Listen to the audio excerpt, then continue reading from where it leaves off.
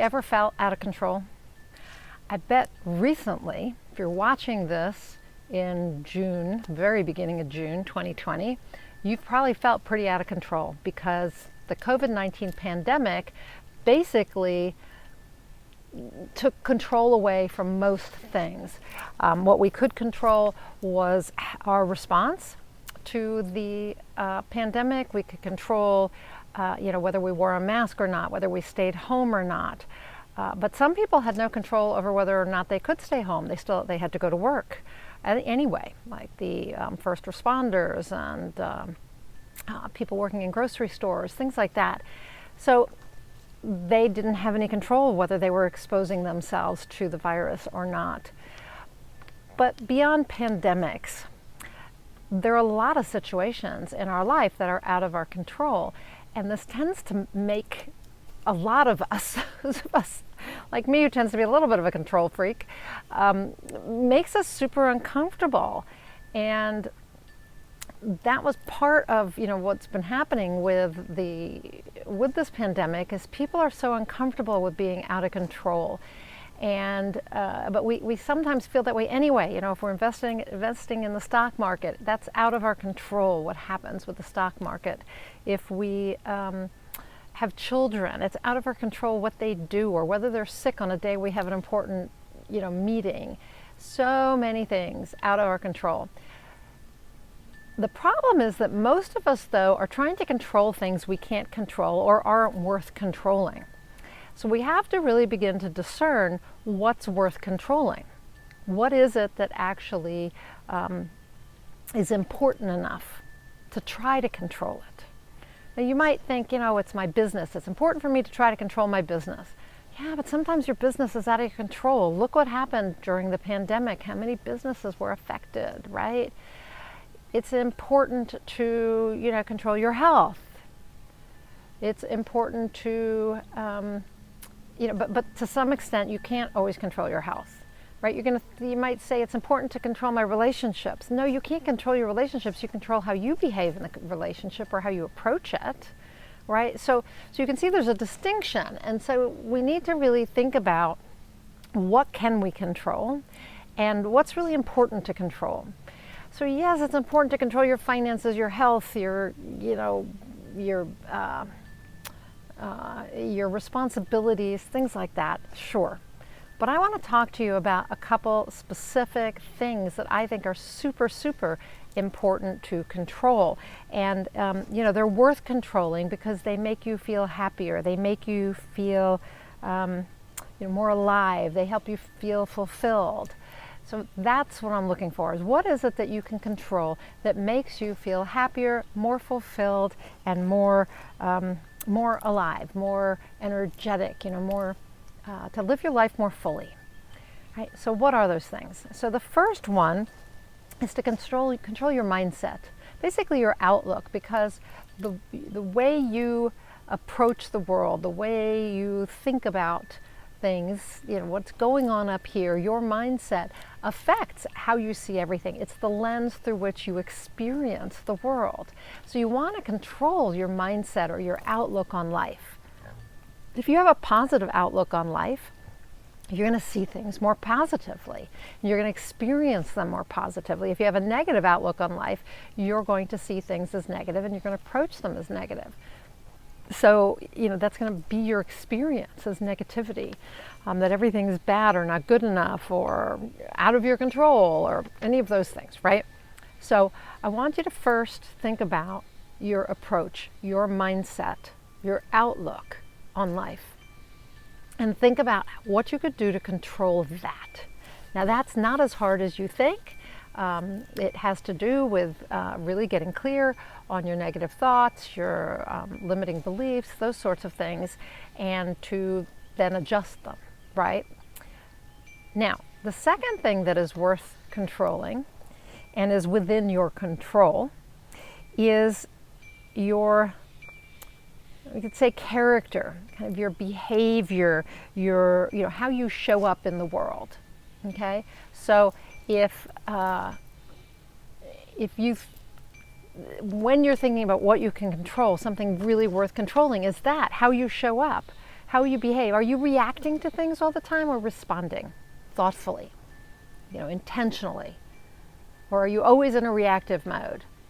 Are you showing up as the best version of yourself? If you want to be someone who is successful, are you showing up every day as that type of person, the person who could be successful? Are you doing the things that a successful person would do? Just in general, are you behaving in a way that is an example of your best self? Your best self. Are you showing up in your relationships as your best self? Or are you jealous or controlling or angry or judgmental? Right? Now, some of that is mindset. Some of that is outlook. On the other hand, some of it is your behavior, right? How you actually show up. Do you show up as a judgmental person, or do you show up as someone who's very accepting? Are your habits the habits of someone who is successful, if that's who you want to be, or someone who is good at relationships, or someone who is spiritual? So you have control over your habits. You have control over your behavior. So therefore you have control over how you show up. That's something worth controlling, because it's going to have an impact on your success in life and your happiness and your relationships and everything else.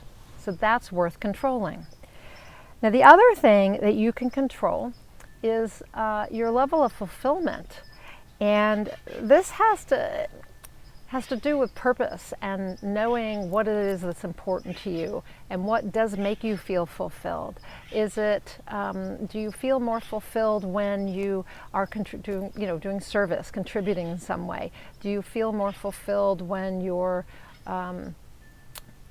present with your children? Do you feel more fulfilled when you spend time every day working on something important to you?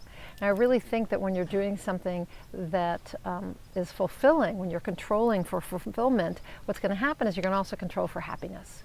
And that's the last thing I think that you can control is happiness. And people think that's not true. But happiness has a lot to do with where you focus your mind, right?